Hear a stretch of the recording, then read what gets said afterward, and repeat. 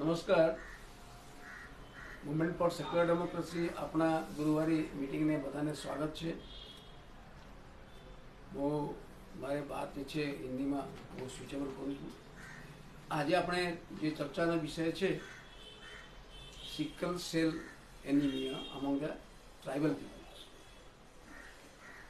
એ બહુ બહુ એક પ્રકારના બહુ જાણીતા પ્રોબ્લેમ છે અમંગ ધી આદિવાસીસ. ઘણા બધા જગ્યાએ અત્યારે એમની ઉપર જે काम કર્યા છે. हाँ सॉरी, ये जो बीमारी जो है ये बीमारी आदिवासियों के अंदर में बहुत कॉमन है. ये माल न्यूट्रिशंस जो होता है, एनीमिया की बात उसके साथ जुड़ा हुआ है. और इसी को लेकर पद्मश्री पद्मभूषण पद्मश्री अवार्ड डॉक्टर साहब को मिला. क्या नाम उनका है? क्या इटालिया डॉक्टर इटालिया, उनको पद्मश्री अवार्ड भी मिला. उनको ऊपर भी संशोधन हमारे दीपक भाई ने किए हैं. दीपक भाई काफ़ी अभ्यासु आदमी हैं. ये वो काफ़ी चीज़ों में बहुत इंटरेस्ट रखते हैं, विज्ञान का, समाज विज्ञान का, और हमारे साथ बहुत सालों से जुड़े हुए हैं, बहुत सालों से. और काफ़ी मैगजीन्स में वो लिखते रहते हैं. काफ़ी साल के बाद वो यहाँ आए अभी बोलने के लिए, जबकि ये जो विज्ञान चेतना जो है उसके साथ उनका संबंध बहुत ही गहरा है और विज्ञान के बारे में बातचीत होती रहती है. और तो दीपक भाई जब बोलेंगे तभी उनका परिचय ठीक से आपको पता चलेगा. तो मैं अभी दीपक भाई को मैं रिक्वेस्ट करता हूँ, दीपक भाई प्लीज़ आप सब्जेक्ट के ऊपर में आप चर्चा कीजिए. दीपक भाई.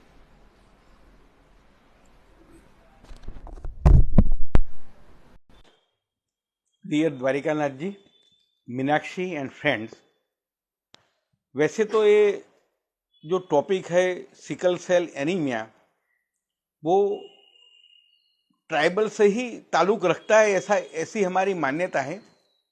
मगर ऐसा भी है कि नॉन ट्राइबल्स में भी कभी कभी वो देखा जाता है. फिर भी हम आज जो बात करने वाले हैं वो ट्राइबल्स के बारे में बात करने वाले हैं, क्योंकि जो उनकी तकलीफ़ें हैं और उनकी जो मुश्किलें हैं और उनके निवारण के लिए जो प्रयास हुए हैं उसके मेडिकल एस्पेक्ट्स भी इम्पोर्टेंट है, उसके टेक्निकल एस्पेक्ट्स भी इम्पोर्टेंट है और सोशो पॉलिटिकल एस्पेक्ट भी इम्पोर्टेंट है. मैं शुरुआत में आपसे जो बात करूंगा वो सिकल सेल एनीमिया क्या है उसके बारे में मेरा जो ज्ञान है, मेरी जो जानकारी है वो आपको सिंपल लैंग्वेज में बताऊंगा. मेरी जो भाषा है हिंदी या इंग्लिश या whatever language I can speak और कम्युनिकेट, आपको you shall have to bear with me, क्योंकि मैं कोई भी एक भाषा में बहुत अच्छी तरह से कम्युनिकेट नहीं कर सकता, but I will try my level best. ये जो सिकल सेल शब्द है और उसका जो प्रॉब्लम है, it is a group of disorders जिसको सिकल सेल एनीमिया डिसऑर्डर्स के नाम से डिफाइन किया गया है. Sickle cell anaemia is one of दो डिसऑर्डर्स जिसके बारे में हम बात करेंगे. मगर मैं ये वो भी बताना चाहता हूँ शुरुआत में कि जो 3 सिकल सेल डिसऑर्डर्स है उसमें से एक डिसऑर्डर का नाम है sickle cell haemoglobin C disorder, दूसरा है sickle cell haemoglobin beta disorder, और जो तीसरा है वो है sickle cell haemoglobin zero disorder. हम ये 3 अलग जो डिसऑर्डर है एनीमिया के सिवा के उसके बारे में बात नहीं करेंगे, क्योंकि उसके जेनेटिक एस्पेक्ट्स भी अलग है, थोड़े से अलग है, बहुत ज़्यादा नहीं, मगर उसका प्रिवेलेंस, उसकी ट्रीटमेंट, उसका टेस्टिंग वो थोड़ा सा अलग है, टेक्नोलॉजी भी अलग है, और उसके लिए जो गवर्नमेंट प्रोग्राम्स है या दूसरे सोशियोलॉजिकल एस्पेक्ट्स है वो भी अलग है.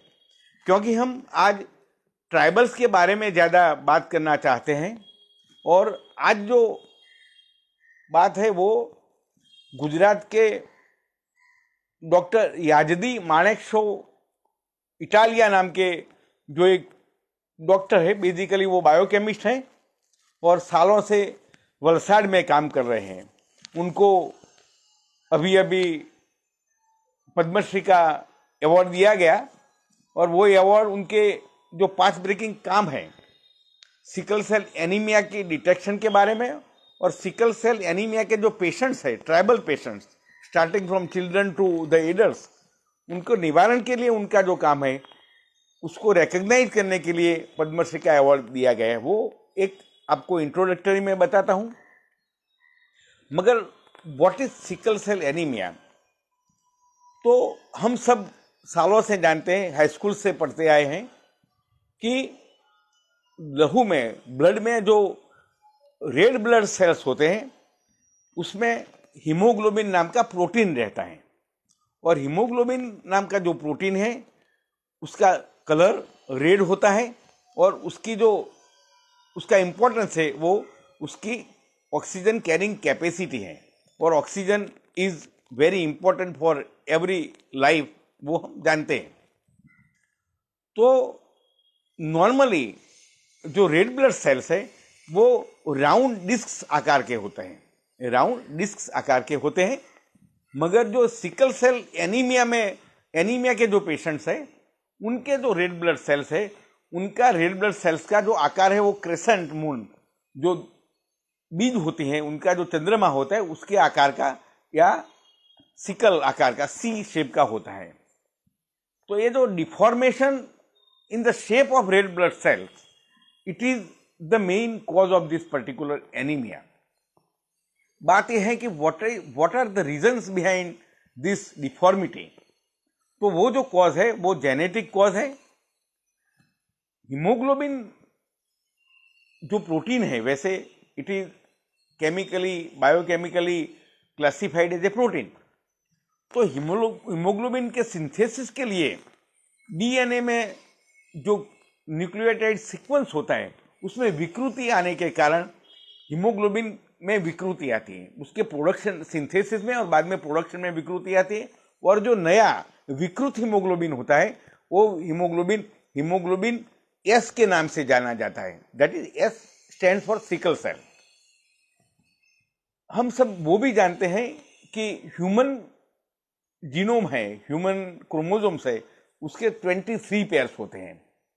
23 पेयर्स में एक पेयर जो 23rd पेयर है वो सेक्स के लिए है, जेंडर के लिए है और 22 पेयर्स है वो पेयर्स ऑटोसोमल रंगसूत्र के नाम से जानी जाती है। उसमें से 11th पेयर है जो क्रोमोसोम की 11th पेयर, वो 11th पेयर में एक न्यूक्लियोटाइड सीक्वेंस है, वो रिस्पॉन्सिबल है हीमोग्लोबिन के सिंथेसिस के लिए और बाद में प्रोडक्शन के लिए। तो ये जो 11th क्रोमोसोम है उसमें जो हीमोग्लोबिन को डिफाइन या हीमोग्लोबिन से बनाने के लिए जो सीक्वेंस है न्यूक्लियोटाइड का, उसमें एक एमिनो एसिड का विस्थापन हो जाता है, रिप्लेस हो जाता है। तो वो एक एडिनोसाइन नाम का न्यूक्लियोटाइड है, उसका विस्थापन थायरमिन से हो जाता है। तो एक छोटी सी विकृति, एक छोटी सी म्यूटेशन वो हीमोग्लोबिन को विकृत करने में और सिकल सेल का जो शेप है वो बनाने में कारणभूत है। तो ये जो normal red disc shaped red blood cells है उसका because of the presence of haemoglobin S वो सिकल सेल शेप हो जाता है। What is the problem with this sickle cell cells? Haemoglobin जो सिकल सेल हीमोग्लोबिन है उसकी ऑक्सीजन कैरिंग कैपेसिटी कम है।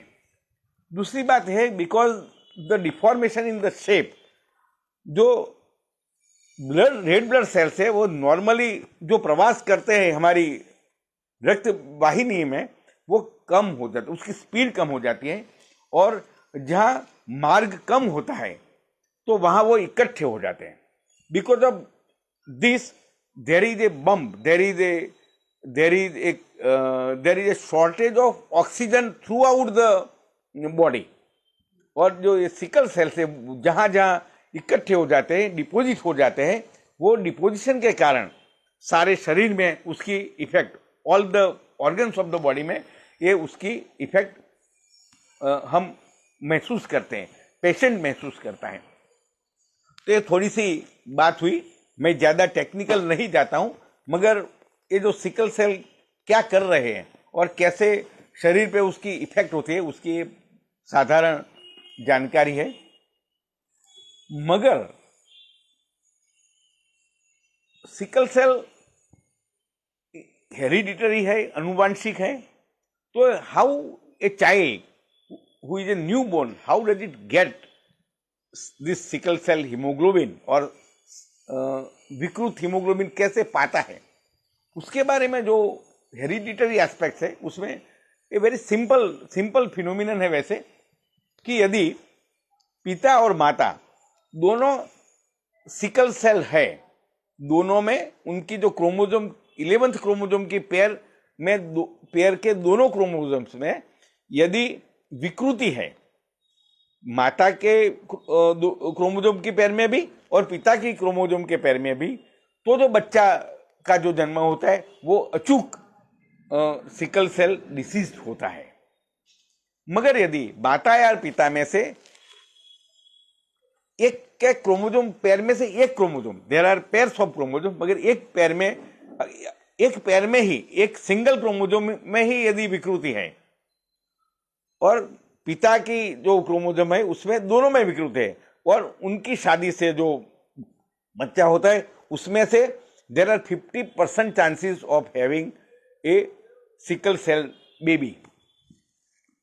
ऐसा है कि यदि दोनों माता पिता दोनों उनके क्रोमोसोम में एक क्रोमोसोम में ही विकृति है, पिता के एक ही क्रोमोसोम में विकृति है और दोनों की शादी से जो बच्चा होता है तो उसमें there are 25% of chances of a sickle cell born baby.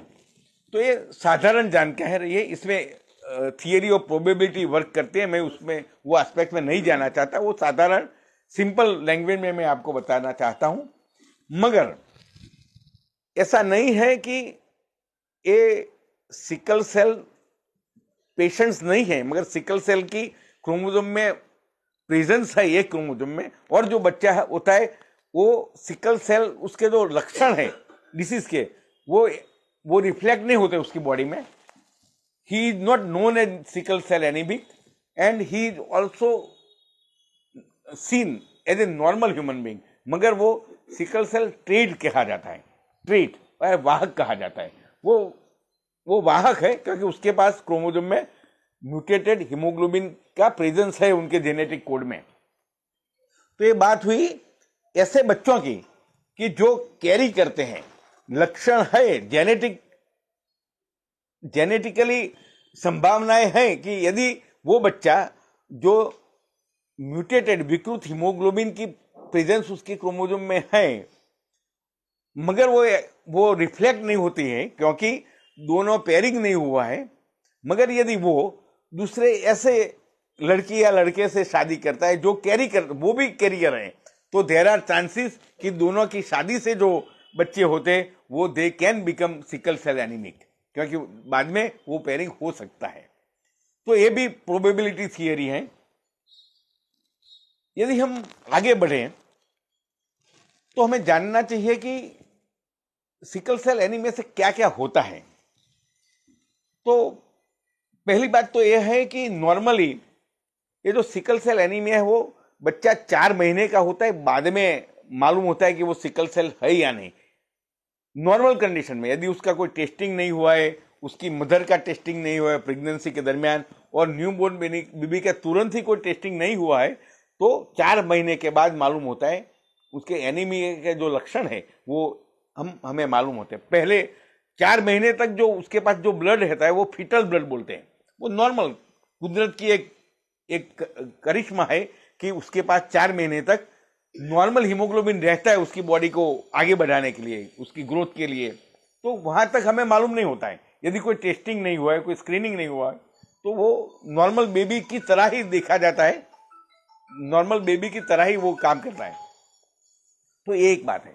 दूसरी बात है कि ये जो डिजीज होता है तो how does it affect the life cycle of a human being? ऐसा एक दो स्टडीज है, मेरे पास सब स्टडीज की जानकारी भी नहीं है, मगर normally without much medication, without use of many times of blood transfusion, ऐसा है कि 23 ईयर्स तक ये सिकल सेल एनीमिक पेशेंट जी सकता है। 23 ईयर्स तक एक एवरेज है, ये ज्यादा भी हो सकता है, कम भी हो सकता है। दूसरा एक स्टडी ऐसा पाया गया है कि यदि वो ट्रेट वाला है और उसके पास थैलेसीमिया भी है, क्योंकि थैलेसीमिया भी एक ब्लड की ही बीमारी है, तो उसकी जो लाइफ स्पान है वो 7-8 साल, ज्यादा 30 साल तक भी हो सकता है। एक दूसरी बात है, मगर is it so that every sickle cell anemic patient can live only for 23 years or 30 years? No. If he or she is being taken care of properly, there are instances that they can live for 56 years or even for 70 years. There are instances, and there are chances of long life also. But it does require constant treatment, constant care, and constant supplementation of antibiotics and other medicines. You can call them chemotherapy or whatever you call it, because there are standard protocols also now. अभी ये जो बातें हैं उसके बारे में जो दूसरे स्टडीज हुए लाइफ साइकिल के बारे में, वो बताते हैं कि every person who is a sickle cell anaemic, वो पेल होता है, मीन्स उनके जो शरीर पेल होता है 100%। हम देख सकते हैं नॉर्मल ह्यूमन बीइंग की जो ग्रोथ होती है, उनकी जो ऊंचाई होती है, उनका जो शरीर नॉर्मल होता है weight, he is not able to gain that particular height and that particular body weight also, क्योंकि वो हमेशा के लिए ऑक्सीजन की उसको कमी महसूस होती है, और यदि जरूरी प्रमाण में ऑक्सीजन नहीं मिल रहा है तो ग्रोथ इंपेयर होती ही है। नई टिश्यूज नहीं बनती है तो धीरे से बनती हैं, और जो टिश्यूज, बोन्स या ऑर्गन्स बनते हैं या रिप्लेस होते हैं, वो सब में कहीं ना कहीं कोई न कोई जगह पर कमी रहती है। तो ये जो चीजें हैं उसको हम यदि लाइफ स्पान, लाइफ एक्सपेक्टेंसी के साथ जुड़ें, तो ये जो स्प्लीन होती है, स्प्लीन हमारी प्लीहा बोलते हैं, तो उसका एनलार्जमेंट होता है। रेटिनोपैथी भी ज्यादा पाई जाती है कि जो ये रेटिना होता है उसमें नेक्रोसिस हो सकता है, और अर्ली लाइफ में विजन का थोड़ा थोड़ा लॉस भी हो सकता है। जो बोन्स होते हैं हमारे, वो बोन्स में जो स्ट्रेंथ होती है वो होनी चाहिए, वो स्ट्रेंथ नहीं होती, means they are not stubborn enough, they cannot bear sufficient weight as a normal human being. चौथी जो बात है वो ये है कि ऐसे जो पेशेंट्स हैं वो ज्यादा ठंड और ज्यादा गर्मी दोनों को नहीं सहन कर सकते, क्योंकि they cannot bear with those extreme temperatures both, और उनको स्ट्रोक भी, ब्रेन स्ट्रोक भी बहुत जल्दी से इफेक्ट करता है, क्योंकि ब्लड पहुंच नहीं सकता, पहुंचता है तो ऑक्सीजन की कमी वाला है। तो ऐसी जो चीजें हैं वो बहुत काफी हर सिकल सेल एनीमिक पेशेंट में होने की संभावना रहती है। ऐसा नहीं है कि सिकल सेल एनीमिया नहीं था, पहले से है। इवोल्यूशनरी क्या हुआ उसके बारे में देयर आर सम थियरीज। ऐसा माना जाता है कि परहैप्स हंड्रेड्स ऑफ ईयर्स पहले मलेरिया जो एरिया में ज्यादा हुए, मलेरिया ट्राइबल एरिया में, तो मलेरिया का जो पैरासाइट था वो पैरासाइट को कॉम्बेट करने के लिए इवोल्यूशनरी ऐसी एक स्ट्रेटेजी बनाई कुदरत ने कि वो ब्लड सेल्स को ग्रैब कर न सके या कम कर सके। तो ऐसा ये करने के लिए एक विकृति हो गई, म्यूटेशन हुआ, a part of the evolution to avoid और to face one particular disease एक म्यूटेशन हुआ जिसका रिजल्ट सिकल सेल एनीमिया। ये थियरी है, मैंने ज्यादा नहीं पढ़ा, मगर मैं आपको बताना ये चाहता हूं कि साइंस ने ऐसा भी सोचा है, थोड़ा सा रिसर्च भी हुआ है इसके बारे में, और ये रिसर्च अफ्रीका में भी हुआ है, इंडिया में भी हुआ है, नाइजीरिया कॉन्गो में भी हुआ है। तो ये भी एक थियरी है कि जो एरियाज में मलेरिया ज्यादा था और अभी भी है, वहां सिकल सेल एनीमिया है, एनीमिक पेशेंट्स है। तो ये tribal areas which are more prone to malaria, but malaria उसमें माइल्डर होता है। ट्राइबल आदमी को मलेरिया होता है, मगर उसका जो असर होता है वो माइल्डर होता है। मुझे और आपको जो मलेरिया का असर होगा, उससे ट्राइबल को मलेरिया का असर कम होगा। ये भी ऐसा भी थोड़ा ऐसे स्टडीज पाए जाते हैं, मगर सिकल सेल होगा। देखो, ये इवोल्यूशन है, कुदरत क्या करती है, कब करते है, कितने सालों पहले ऐसा हुआ होगा, हम नहीं जानते, मगर ये इसके रेफरेंस लिटरेचर में ऐसा भी पाया जाता है यदि हम पढ़े तो एक बात इवोल्यूशनरी जो थियरी है उसकी मैंने आपको बताई कि कैसे ये हुआ, कैसे हुआ होगा, means it is A probability, possibility. हम यदि ये सोचे कि ये सिकल सेल एनीमिया का डिटेक्शन कब हुआ, कब पाया गया ह्यूमन काइंड को कि ऐसा कुछ है, था तो सही, मगर फिजिकली या मेडिकली या बायोकेमिकली ये कब पाया गया। तो 1910 में उसका एक पहला रेफरेंस मिलता है। वो रेफरेंस इंटरेस्टिंग इसलिए, सबके लिए इंटरेस्टिंग है, मैं बताऊंगा कि वो मिलता है एक जेम्स हेरिक नाम के एक फिजिशियन थे, प्रोफेसर ऑफ मेडिसिन थे शिकागो में।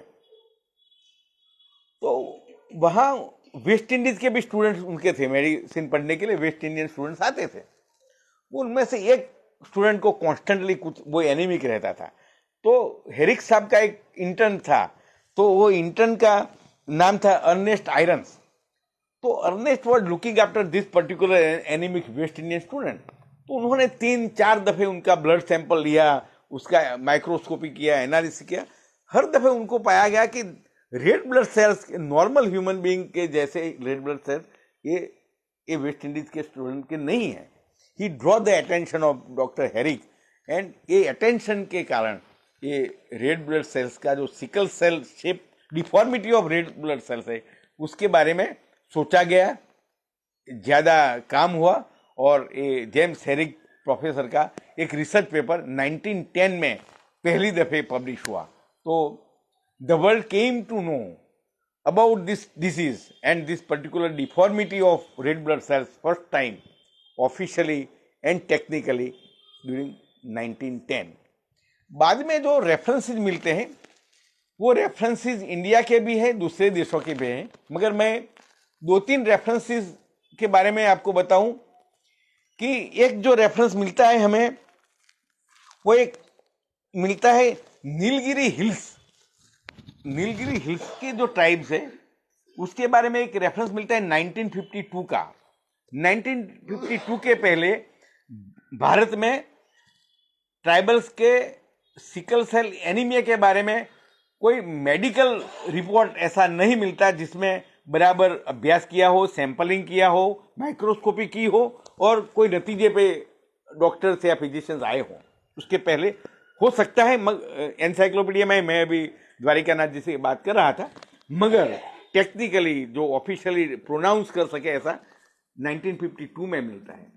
मगर वो कैसा था कि वो जो लोग थे, they were not searching for sickle cell anemia, they were not researching on sickle cell anemia, मगर अफ्रीकन ट्राइब्स और इंडियन ट्राइब्स के साथ कोई रेशियल रिलेशनशिप है या नहीं, इवोल्यूशनरी, या ये जो दोनों उपखंड है वो अलग हुए, उसके पहले कुछ था, दोनों अलग से साथ में थे कि नहीं, ऐसे कोई प्रोजेक्ट पे काम कर रहे थे। उसमें से बात ज्ञान में आई कि नहीं, नीलगिरी हिल्स के जो ट्राइबल्स है उसमें सिकल सेल एनीमिया के मार्कर्स है और वे एनोमली पाई जाती है। तो बाद में सब कुछ आगे बढ़ा विज्ञान, मगर उनका हेतु नहीं था ये एक खोज करने का सिकल सेल एनीमिया के बारे में, उनका कोई एंथ्रोपोलॉजिकल स्टडी होगा तो ये बात है। दूसरा भी एक रिपोर्ट मिलता है, वो भी 1952 का है। वो उसमें डॉक्टर मजमूदार और डॉक्टर डनलोप ऐसे दो रिसर्चर्स थे। They thought of studying the red blood sales and blood markers of the workers who were working in tea gardens of Assam. तो उन्होंने जो पाया वो है कि आसाम में 1950s के आसपास जो लोग आते थे वर्कर्स बन के वहाँ काम करने के लिए, उसमें से बिहार से या अभी के झारखंड से और उड़ीसा से जो ट्राइबल्स आए हैं उसमें ये पाया गया है सिकल सेल एनीमिया। तो वो भी एक रिपोर्ट हुआ इंडियन जर्नल ऑफ मेडिसिन या कहीं ऐसे कुछ टेक्निकली। तो ये अर्लियर हमारा ज्ञान है, मेडिकल ज्ञान है। बाद में तो बहुत कुछ हुआ, सिस्टमेटिक स्टडीज भी हुए, मगर सिस्टमेटिक स्टडीज में क्या हुआ कि how you can detect sickle cell. थोड़ा सा ऐसा भी हुआ कि हम क्या क्या कर सकते हैं, क्योंकि बाद में आज़ादी के बाद तो ब्लड ट्रांसफ्यूजन की टेक्निक्स आई, बड़ी बड़े शहरों में तो ब्लड डोनेशन के कैंप भी लगने लगे, ब्लड का वो हमारा ग्रुपिंग भी होने लगा, तो सारवार की पद्धतियां विकसित होने लगी थी। मगर बड़े पैमाने से ऐसे कोई संस्था, एनजीओज और इवन गवर्नमेंट लेवल पे उसका कोई प्रोजेक्ट बना हो या उसके बारे में यूनिवर्सल कुछ एप्लीकेशन के लिए कुछ हुआ, ऐसा थोड़ा थोड़ा हुआ था, मगर उसका कोई ऐसा नहीं था कि सबको उसका लाभ मिले। हम अभी बात कर रहे थे डॉक्टर याजदी इटालिया की, मगर मैंने देखा कि डॉक्टर याजदी के पहले भी एक डॉक्टर सुदाम काटे थे, सुदाम काटे उसका नाम है उनका। वो फिजिशियन थे और वो जुड़े हुए थे पुणे के पास हड़पसर में एक साने गुरुजी हॉस्पिटल के साथ जुड़े थे। और उन्होंने पहले 1972 में पवरा या ऐसी कोई ट्राइब है धुले डिस्ट्रिक्ट के, उसमें ये पाए हैं सिकल सेल एनीमिक पेशेंट। मगर उनका काम भी सिकल सेल खोजने का या उसकी ट्रीटमेंट का या उसके केयर का नहीं था, वो भी कोई रशियन कोई एंथ्रोपोलॉजिकल स्टडी के साथ जुड़े थे, इसलिए उनको मालूम हुआ कि ट्राइब में ये भी होता है। तो धुले डिस्ट्रिक्ट के पवरा और पवार जो है, मुझे उसका बराबर उच्चार मालूम नहीं है, मगर डॉक्टर सुदाम काटे is the first physician perhaps जिन्होंने बड़े पैमाने से काम किया। और महाराष्ट्र आरोग्य मंदिर ऐसा एक इंस्टीट्यूट में वो उन्होंने काम किया। जैसा हम डॉक्टर इटालिया को सम्मान दिया है, ऐसा ही सम्मान 2019 में डॉक्टर काटे को दिया गया है, सिकल सेल एनीमिया के काम के लिए ही, आप समझो। मगर डॉक्टर इटालिया का काम और डॉक्टर सुदाम का काम थोड़ा सा अलग है, मगर उन्होंने जो लोगों में जागृति का काम किया, यूनिवर्सली सबको बताने का, ये करो ये ना करो, यदि दोनों आदमी सिकल सेल डिसीज है तो इंटर मैरिज मत करो, उनको आइडेंटिफाई किया, ट्राइब्स के लीडर्स के साथ बैठे, एक एनजीओ भी बनाया जिसका नाम है सुदाम काटे रिसर्च फाउंडेशन, SKRF से जाना जाता है। उन्होंने आयुर्वेदिक ट्रीटमेंट खोजने का भी प्रयास किया है, मगर स्टैंडर्डाइज नहीं हुआ है। मैंने जो देखा है, पढ़ा है, उसके मुताबिक डॉक्टर सुदाम काटे अभी 92-93 ईयर्स के होंगे, मगर उन्होंने अविरत काम किया है फॉर मोर देन 30 ईयर्स। मगर वो काम का जो पैमाना था वो 1-2 डिस्ट्रिक्ट से लिमिट था, मगर काम था और अच्छा काम था, वो जागृति का काम था और सबको बताने का काम था कि ये बहुत इंपॉर्टेंट है हमारे लिए, स्टेट के लिए भी। ऐसा काम पहले भी हुआ है, मगर ये रिकॉर्ड पे बहुत अच्छा काम है मेरी समझ से। तो आपके लिए एक इंफॉर्मेशन है, मेरे लिए तो बहुत इम्पोर्टेंट इंफॉर्मेशन इसलिए है कि 1972 में ये काम हुआ। मेडिकल फेटर्निटी को इसका ये मालूम भी हुआ, क्योंकि वो पहले जुड़े थे रशियन एंथ्रोपोलॉजिस्ट के साथ, मगर बाद में उनको मालूम हुआ कि मेरी भी फर्ज है, मेरी इंस्टीट्यूट की फर्ज है कि ट्राइबल्स के बारे में कुछ करना चाहिए, कुछ सोचना चाहिए। तो उन्होंने भी उसकी केयर के लिए, बच्चों की केयर के लिए, बच्चा का जन्म होता है तो तुरंत ही ब्लड का सैंपल लेके उसके डिटेक्शन के लिए ऐसे थोड़े मोटे प्रयत्न शुरू कर दिए। नहीं तो 4 महीने के बाद ही मालूम होता कि भाई ये बच्चे को कुछ बीमारी है, नॉर्मली मालूम नहीं होता। उसके पहले सगर्भा स्त्रियों के लिए भी उन्होंने शुरू किया, छोटे पैमाने पे, बड़े पैमाने पे नहीं, यूनिवर्सल नहीं हुआ, मगर he was the person who did something systematically, scientifically, because इसमें science is very important so far population statistics is concern, identification of patients is concern. Adolescence में बच्चे आते हैं तो क्या करना चाहिए, उनको क्या तकलीफ है होने के, उनका सर्वे, उनकी जो सिम्टम्स है उनका, वो सब डॉक्टर सुदाम का काम लिमिटेड एरिया में बहुत अच्छा है। अभी हम बात करेंगे डॉक्टर इटालिया की। ओके, तो डॉक्टर इटालिया वैसे नवसारी डिस्ट्रिक्ट के जो चिखली प्लेस है, Chikhli it is A now it is ए प्रांत, पहले वो तालुका प्लेस था, वहाँ के रहने वाले थे। He was born in 1950 and he studied microbiology at Garda College of Navsari.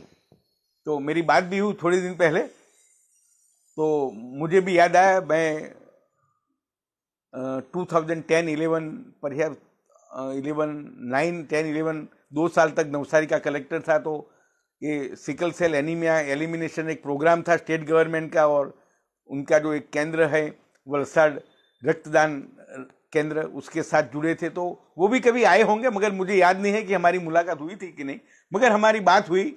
उन्होंने मुझे बताया कि क्या हुआ, वो कहाँ पढ़े, तो मैंने उनसे भी थोड़ी सी बात की। Doctor Italia is such a person, he did his doctorate from Bombay university. अच्छा काम है, वो भी एंजाइमोलॉजी में काम है, मीन्स वो उन्होंने जो काम किया है वो साइंटिफिक जो टेक्निक्स है उसमें आगे का काम है, कि refinement of techniques to study this disease, वो भी जरूरी होता है। कोई डिजीज के बारे में हमें ज़्यादा जानना है, और यदि उसके कारणों भी जानने हैं या उसमें क्या हो सकता है सारवार के लिए, उसके लिए भी वो जरूरी होता है, स्पेशली डिटेक्शन के लिए जरूरी है।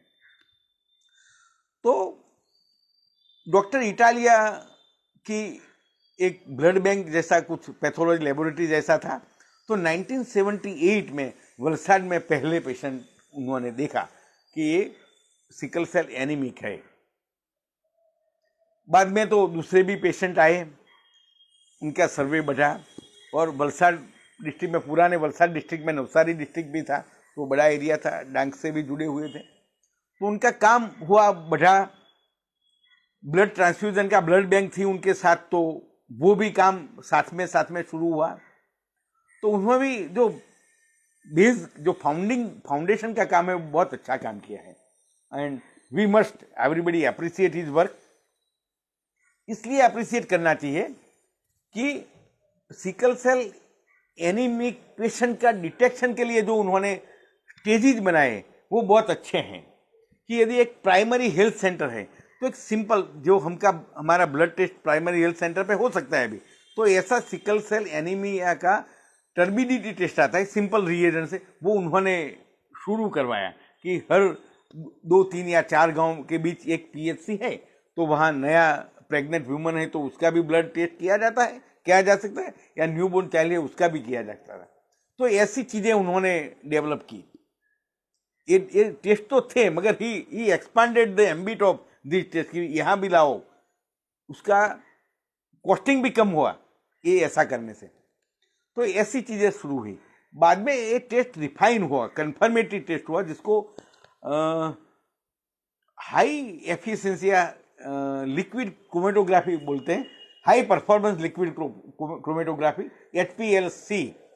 तो ये HPLC टेस्ट पहले वलसाड़ में आया, बाद में नवसारी में भी आया। एक कंफर्मेटरी टेस्ट है, और वो प्रोटीन, सब तरह के प्रोटीन की उसमें पाए जाते हैं। मोलिकुलर वेट के हिसाब से हम देख सकते हैं कि ये नॉर्मल हीमोग्लोबिन है, या हीमोग्लोबिन S है, या थैलेसीमिया वाला हीमोग्लोबिन है, वो HPLC से पाया जाता है।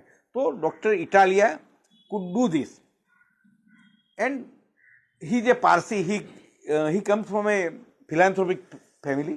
तो अपने आप बहुत अपने आप की पैसे लगा के उन्होंने ये काम शुरू किया, एंड उनकी एडवोकेसी बहुत अच्छी थी, इफेक्टिव।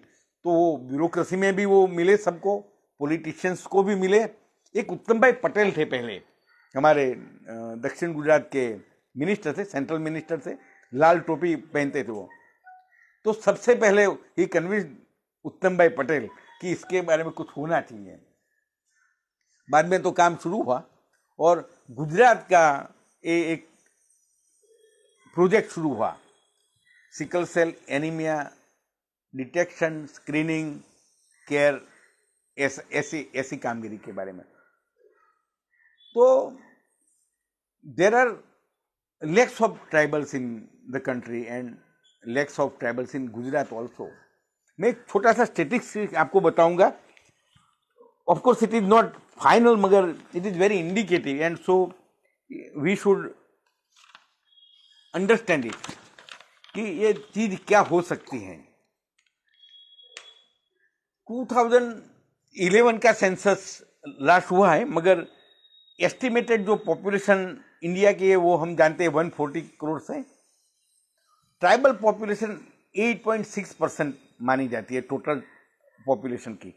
तो यदि हम सोचे तो there are 11.95 crore of tribals in this country. और जो सिकल सेल एनीमिया का सस्पेक्ट है, मीन्स ये जो अभी आफ्टर 1972, 75, 78, 80s के बाद में जो कुछ काम है हर स्टेट में, उड़ीसा में हुआ, मध्य प्रदेश में हुआ, राजस्थान में भी काफी काम हुआ, बहुत लोग काम कर रहे हैं। मैं ये बताना भूल गया कि हमारी जो एक संस्था है जो सेवा रूरल है, उसका भी बड़ा काम है ये स्क्रीनिंग के बारे में दक्षिण गुजरात में। एक हीना पटेल फाउंडेशन है, वो भी बहुत अच्छा काम करे, उनको भी बहुत मदद मिल रही है। तो ये सबके साथ काम हुआ और अभी जो हम मानते हैं कि there are 7.46% of tribal children और न्यू बोर्न बेबीज वो कैरियर्स हो सकते हैं। और यदि वो फिगर हम देखें तो वो 89.70 लाख होती है ऑल इंडिया। और यदि वो डिसीज है, एनीमिक है, तो 0.3% होती है total population, total tribal population.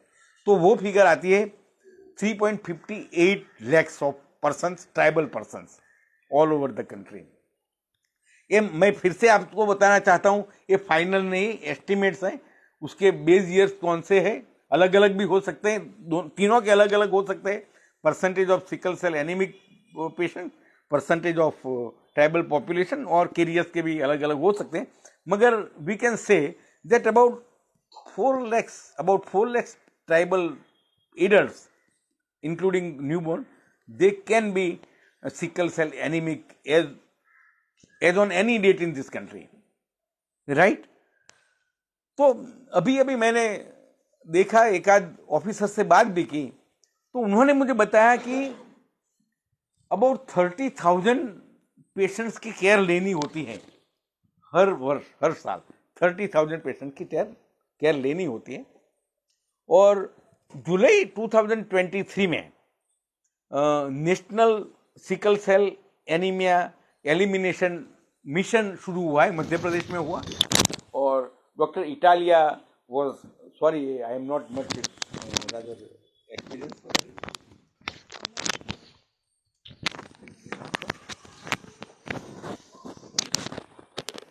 Okay, तो मध्य प्रदेश से ये नेशनल मिशन शुरू हुआ है।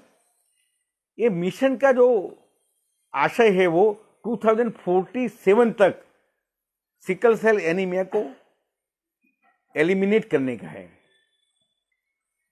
बहुत सारे टेक्निकल इनपुट्स है, टेक्निकल प्रोविजंस है।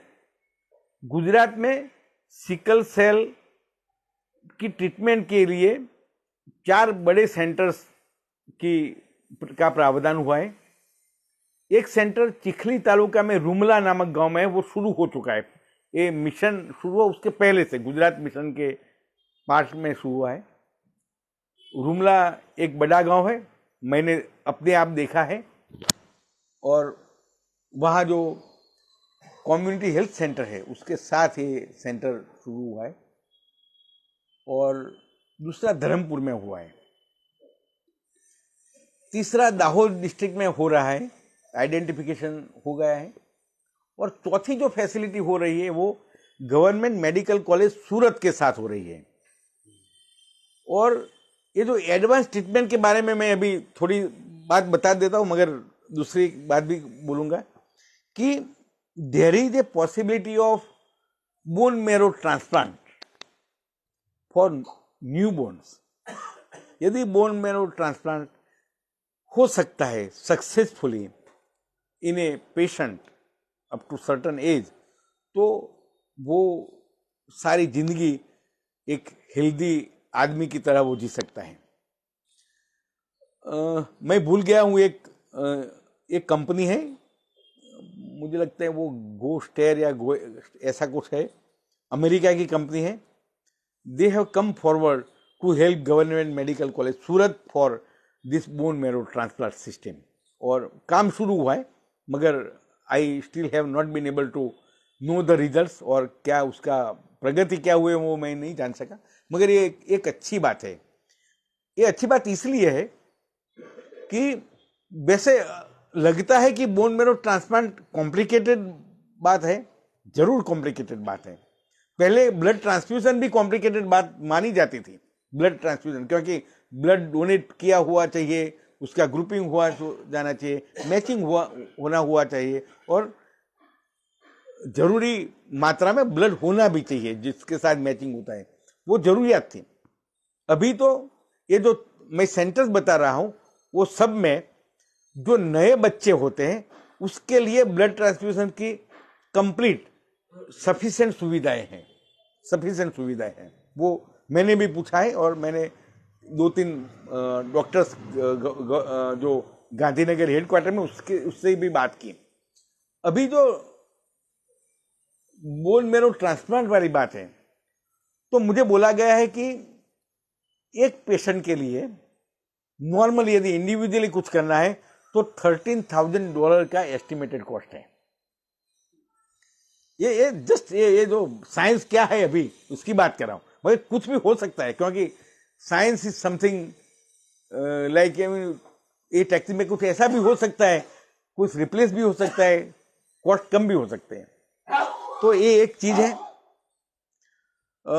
अक्टूबर 2023 में एक रिपोर्ट ऐसा आया है कि $13,000 से ज्यादा कीमत, मगर अमेरिका में जो सिकल सेल एनीमिक पेशेंट पाए जाते हैं उसके लिए जीन एडिटिंग या जीन मॉडिफिकेशन या जीन रिप्लेसमेंट सर्जरी या ऐसा भी कुछ शुरू हुआ है। एक पर्टिकुलर टेक्नोलॉजी एस्टैब्लिश हुई है, केस गिव या ऐसा कुछ नाम है, मुझे बराबर नाम याद नहीं है, मगर देयर इज ए जनरल जो टेक्नोलॉजी है उसको क्रिस्प बोल रहे, CRISPS और समथिंग लाइक, आपको मालूम होगा।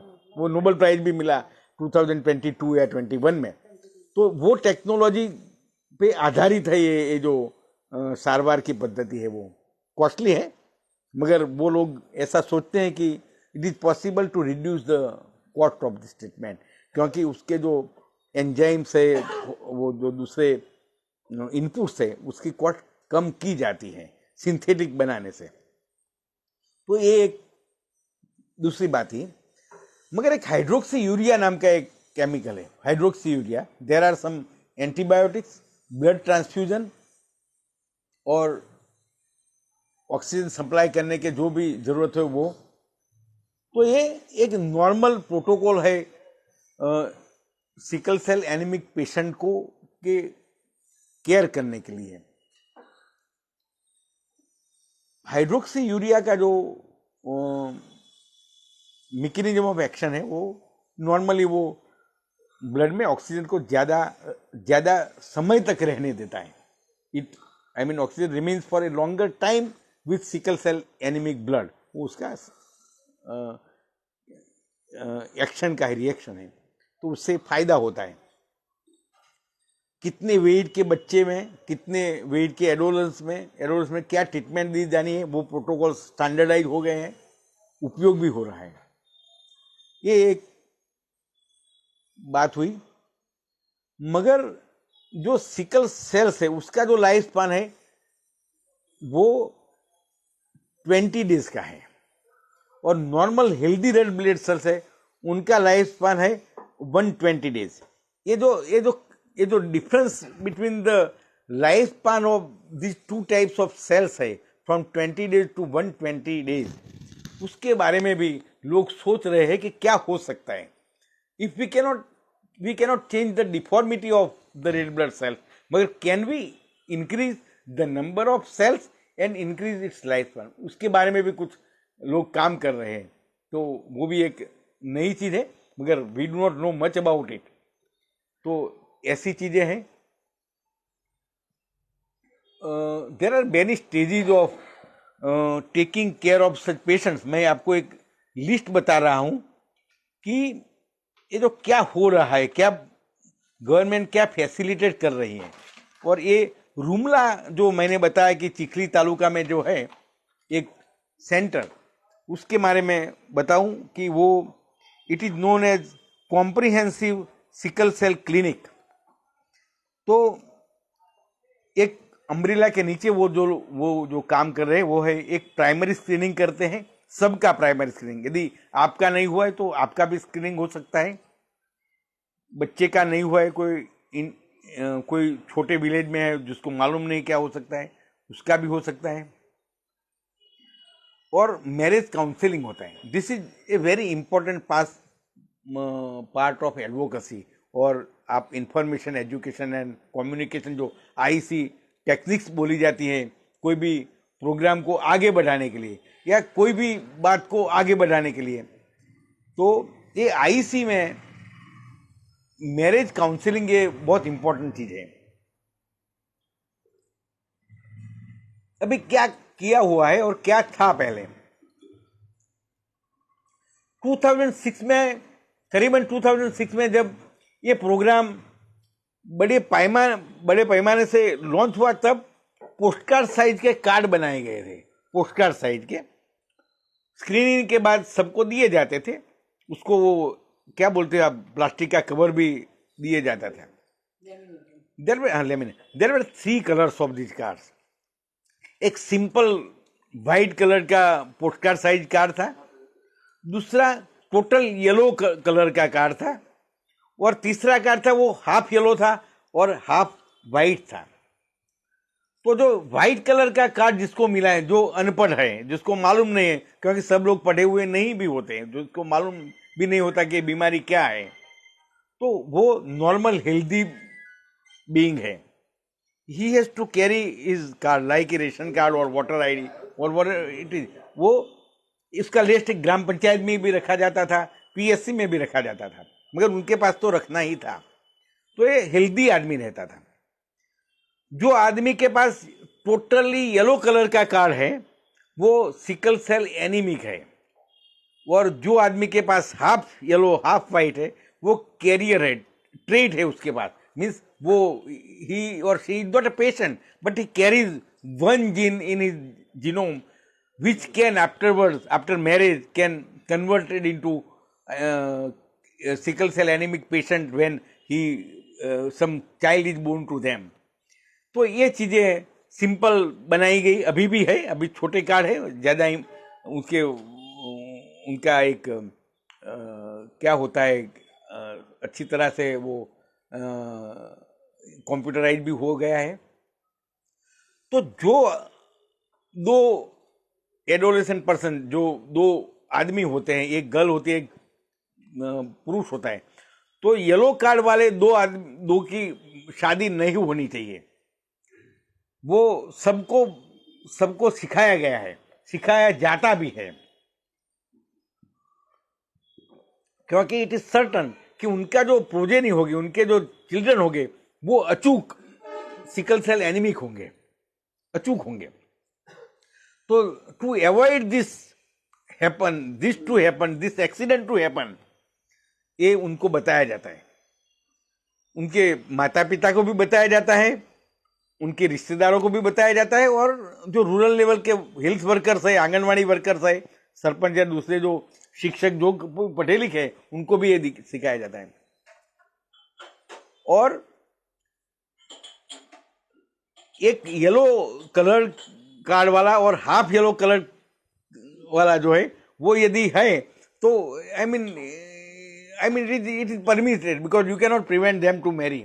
यदि दोनों को उनकी कम्युनिटी में शादी करने के लिए वो तैयार है और सबकी आग्रह भी है, तो गवर्नमेंट कैन नॉट से नो, क्योंकि आप प्रतिबंधित तो नहीं कर सकते, वो भी प्रतिबंधित नहीं कर सकते, येलो को भी तुम प्रतिबंधित नहीं कर सकते, प्रतिबंधित नहीं कर सकते।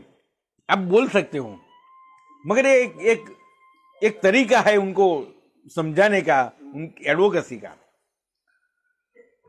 मगर जो येलो कलर कार्ड और हाफ येलो कलर कार्ड, ये दोनों के बीच में यदि ये पुरुष है या स्त्री है, शादी होती है, तो उनकी कांस्टेंट निगरानी रखने की जरूरत हो जाती है, कांस्टेंट निगरानी रखने की जरूरत हो जाती है, क्योंकि जो टोटली येलो कलर कार्ड वाला आदमी है वो तो सिकल सेल एनीमिक है ही, तो उसको तो कांस्टेंट केयर की जरूरत है, ऑक्सीजन की भी जरूरत है, एंटीबायोटिक की भी जरूरत है, हाइड्रोक्सी यूरिया की भी जरूरत है, ब्लड ट्रांसफ्यूजन की भी जरूरत है।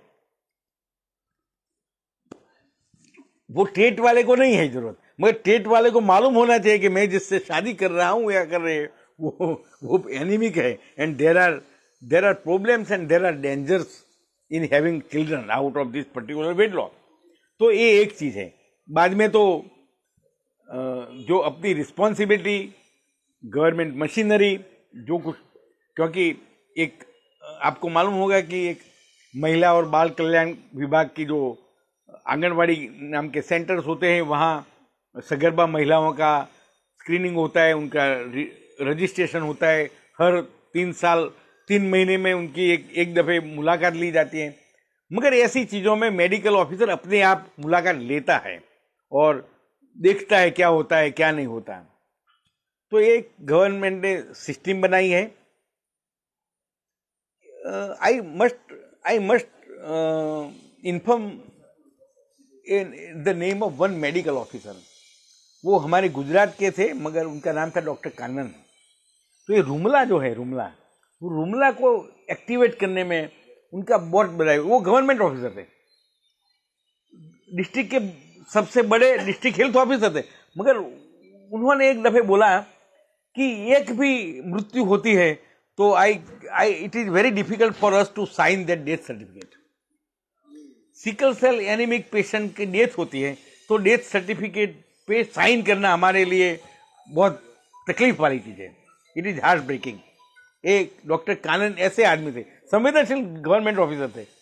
तो ही वॉज, आई मीन, उसको ये प्रोजेक्ट को आगे बढ़ाने में नवसारी डिस्ट्रिक्ट में उनका एक काम था। ऐसे भी लोग होते हैं, तो बिकॉज कैसे इन्होंने किया और ये शुरू भी हो गया। तो दूसरी, ये जो एक हिना पटेल फाउंडेशन है उसके साथ जुड़ा हुआ है, और जो वलसाड़ का जो केंद्र है, जो जिसके ऑनररी डायरेक्टर है हमारे डॉक्टर इटालिया, उसमें जो ब्लड बैंक है उसका नाम है Shirin and Jamshed Gulzar regional blood bank. वो भी इससे जुड़ी हुई है ब्लड ट्रांसफ्यूजन के लिए। और जो क्लिनिक है उसको रुमला सिकल सेल क्लिनिक बोला जाता है। तो अभी मैं आपको लिस्ट बताता हूं कि क्या क्या हो रहा है ऐसे कॉम्प्रिहेंसिव सिकल सेल क्लिनिक में। तो एक तो प्राइमरी स्क्रीनिंग होता है, मैरिज काउंसलिंग भी होता है। मैंने आपको बताया, वो मैंने इसलिए डिटेल में बताया कि वो सबसे इंपॉर्टेंट है, मैरिज काउंसलिंग। मैंने, ये आड़ बात है, मैंने किसी से पूछा है मगर अभी जवाब नहीं मिल रहा है। मैंने ऐसा पूछा कि यदि हम बराबर पीढ़ियों तक मैरिज काउंसलिंग करें तो can we eliminate sickle cell anaemia. अब देखो, मेरा एक क्वेश्चन है, मेरा अपना क्वेश्चन है कि यदि 2 येलो कार्ड वाले शादी न करें, एक येलो कार्ड वाला यार हाफ व्हाइट कार्ड वाला शादी करे या हाफ येलो कार्ड वाला शादी करे, तो एक पीढ़ी, एक जनरेशन आएगी। तो जो कैरियर वाले होंगे वो आगे बढ़ेंगे, मगर यदि हम जो सिकल सेल एनीमिक होते हैं वो यदि उसको शादी मत करने दे, तो is there any mathematical possibility, probability कि आफ्टर 10 जनरेशन और 15 generation sickle cell anaemic patient हम 0 कर सकते हैं? ये मेरा मुझसे भी किया हुआ सवाल है, जस्ट क्योंकि हमारी खोज, हमारी सोच और हमारी जो अपेक्षा है वो तो ऐसी है कि we should not have a single sickle cell anaemic patient, whether ये हम कर सकते हैं या नहीं, तो ये इट इज ए क्वेश्चन। और यदि कर सकते हैं, ऐसी प्रोबेबिलिटी है, तो we should go ahead in that direction. We should strengthen our effort to do that today, tomorrow, in future.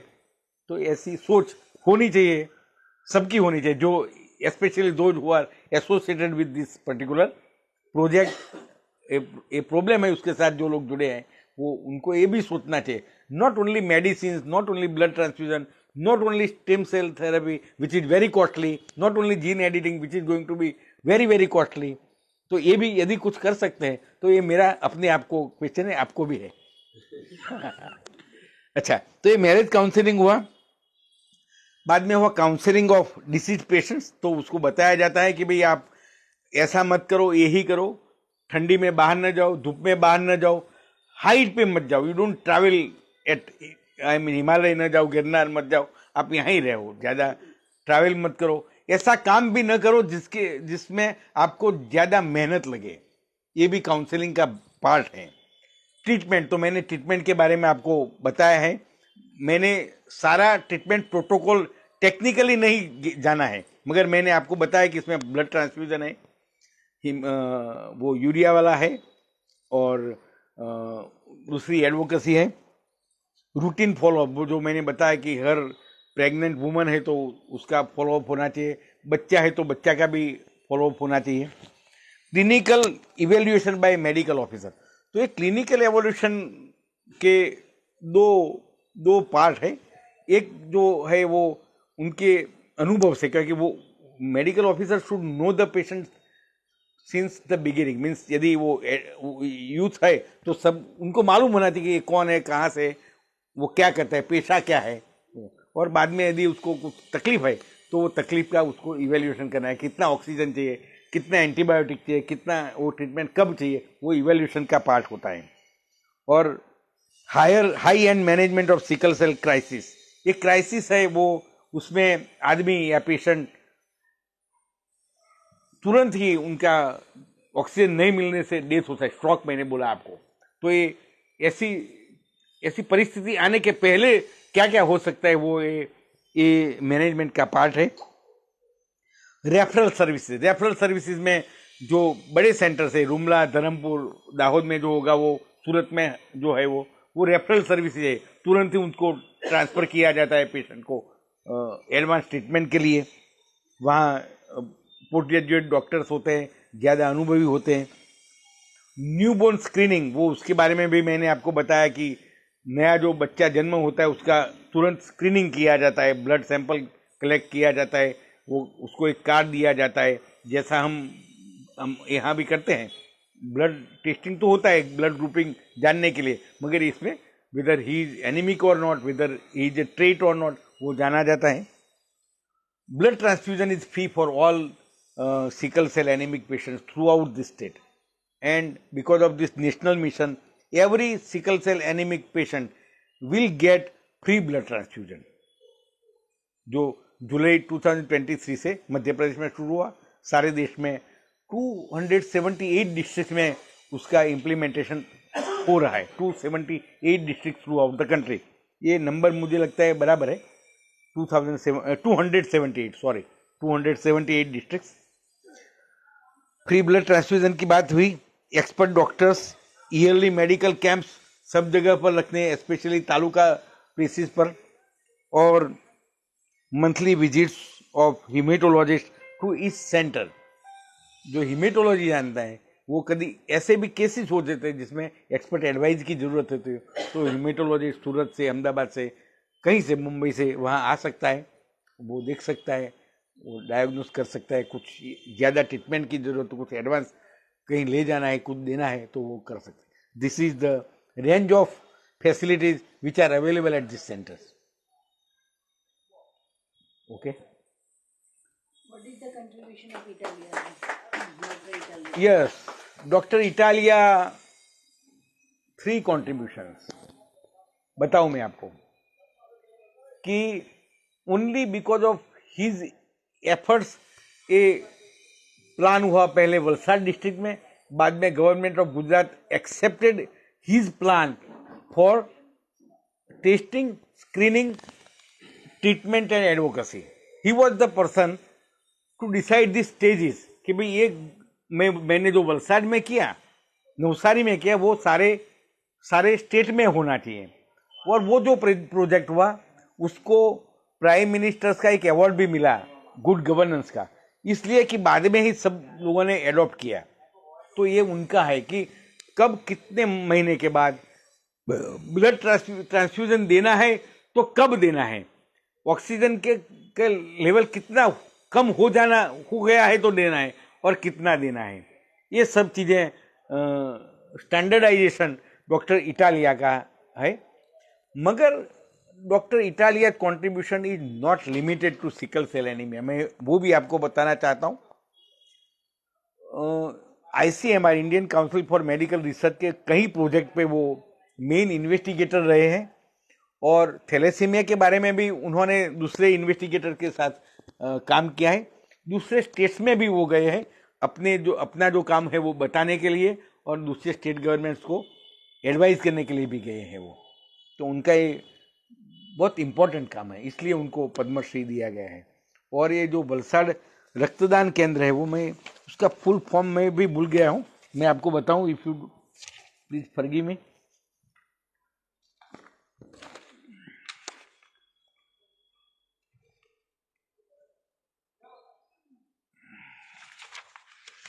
Valsad रक्तदान केंद्र वो 1983 में एस्टैब्लिश किया था. मगर जो ब्लड बैंक है वो मैंने वो पारसी हस्बैंड वाइफ के नाम से ब्लड बैंक है वो पहले से थी, मगर ये केंद्र NGO का एस्टैब्लिशमेंट 1983 में हुआ.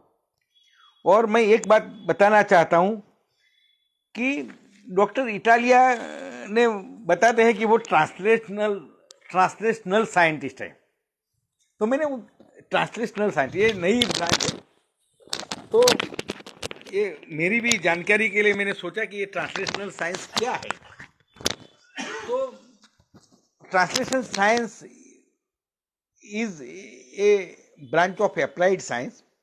मगर उसमें क्या होता है कि बेसिक जो रिसर्च होती है बेंच में, लेबोरेटरी की बेंच पे जो टेबल पे जो रिजल्ट मिलते हैं बेसिक रिसर्च के, वो रिजल्ट्स को कितने जल्दी कितनी कॉस्ट इफेक्टिवली हम ह्यूमन बीइंग्स के लिए उपयोग में ला सकते हैं, उसमें टेक्नोलॉजी भी आती है, कॉस्ट इफेक्टिवनेस भी आती है और रेगुलेशंस भी आते हैं.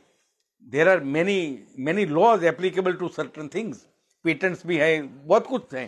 तो ऐसे काम करने वाले लोगों को ट्रांसलेशनल साइंटिस्ट बोलते हैं. और मैं अभी पढ़ रहा हूँ एक ऑटोबायोग्राफी कैटलिन कैटे, ये जो 2023 की नोबेल प्राइज विनर है फिजियोलॉजी और मेडिसिन की. उन्होंने जो काम किया सिंथेटिक मैसेंजर RNA वैक्सीन बनाने का, तो वो हम जानते थे कि to develop a vaccine normally it takes not less than 10 years, but कैटे एंड उनके जो साथी थे उन्होंने 1-1.5 साल में ये वैक्सीन बना ली. तो ये भी ट्रांसलेशन साइंस का काम है, क्योंकि उन्होंने जो कुछ करना था वो जल्दी कैसे हो सके, उसके लिए क्या इनपुट चाहिए, टेक्नोलॉजी को क्या बदलना है और गवर्नमेंट को भी क्या एडवाइस देनी है, रेगुलेशन क्या बदलने से ये हो सकता है, वो काम ट्रांसलेशन साइंटिस्ट का है. मीन्स वो सोशल साइंटिस्ट भी हो सकता है, वो माइक्रोबायोलॉजिस्ट भी हो सकता है, वो डॉक्टर भी हो सकता है, मगर ये ट्रांसलेशन साइंस का एक भाग है ये करने का. Translational science to use the results of basic science, basic research in the services of humanity as early as possible and as cost effective as possible and as easily as possible should be applied to human beings. Okay, this is in a nutshell what I know about Dr. Italia, his contribution and the sickle cell anemia. Thank you for listening to me.